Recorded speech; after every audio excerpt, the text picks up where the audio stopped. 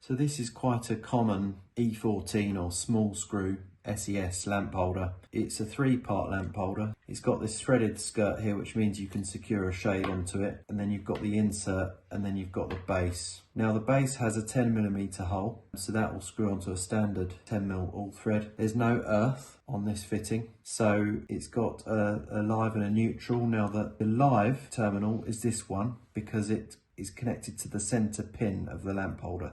That must be the live. The neutral wire, the blue wire, goes into this pin, which is the side pin, which touches the side of the bulb when it's screwed in. How you fit this together is, there's only one way you can fit it. So the wire would come up through here, fit the neutral and the live in, and screw them in. Then this fits in like this. There's only one way it will go because there are these spines inside. Fit it down like that. Then I'm just going to show you this part here, this brass little ramp here. Now that means once you've screwed this skirt right down, you won't be able to undo it again unless you press that down with a small screwdriver. Just to demonstrate, you can hear it clicking. That's like a ratchet.